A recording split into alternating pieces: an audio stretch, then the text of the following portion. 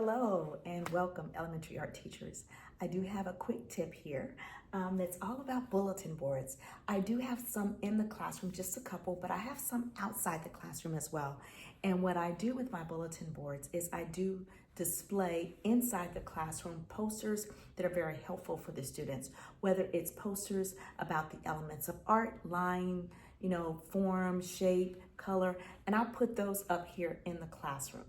But in the hallway, my bulletin boards are very similar. Roll of plastic that I got from a hobby store, but you can also do it with black sheets. And I do love being able to take a sheet, staple it up, and leave it there. And I think I like the sheets more than I like the plastic because the plastic actually shows some very tiny holes here, whereas the sheets don't show any holes once I've taken those staples out. But what I do love about keeping them all one color, very consistent. I come up with my design for the whole year and I leave the background up. I like being able to have a backdrop for the artwork that I'm going to put up. So there are times when I put individual students' artwork up, but I don't do that very often because I don't have a lot of time to pull those things off. A lot of my planning time is spent prepping for class. And so there are times when I'll put the student artworks, individual pieces up, and there are times when I don't. What I do is a lot of times when I'm not putting the artwork up, I'm saving that artwork for an art show. So that artwork doesn't necessarily get seen in the hallways, but it will get seen in the art show.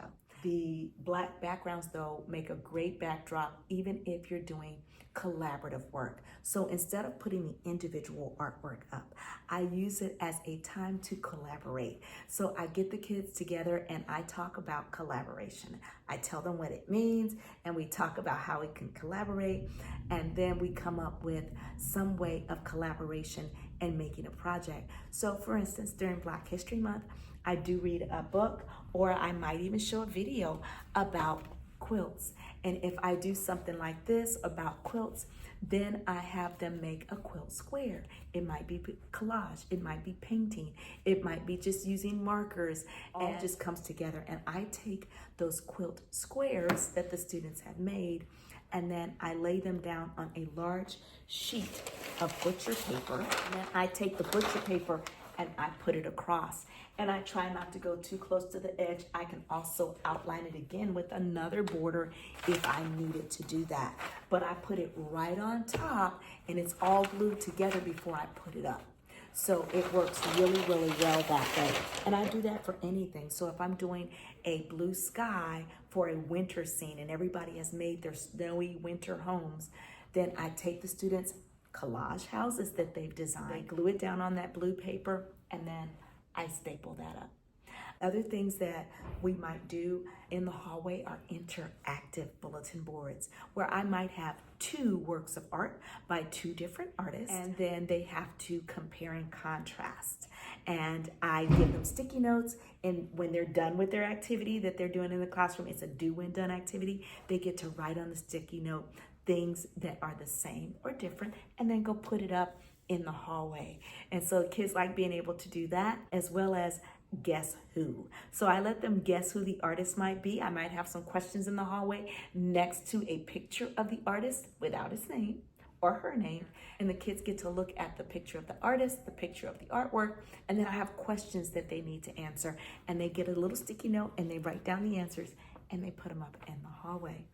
I love being able to do collages and using painted paper. So the students in their spare time might do a bunch of painted paper all at one time just to kind of fill a day that, we're running out of time on something or something like that, or the schedule just allows it.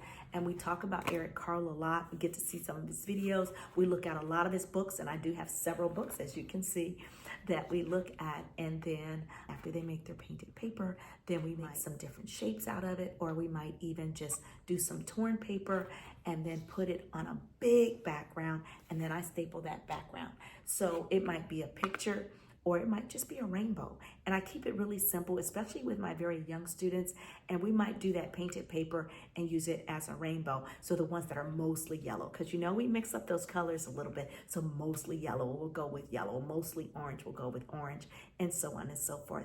But I do love being able to keep the bulletin board up for the year and then being able to just pull that all down when I need to. And the collaborative artwork just comes all down at the same time. Being able to put up individual artworks, I have to constantly change those in and out. So I don't do those as much, but I just wanted to give you that tip. You can do it for individual artwork, you can do it for interactive, or you can do it for collaborative artwork. Have a great afternoon.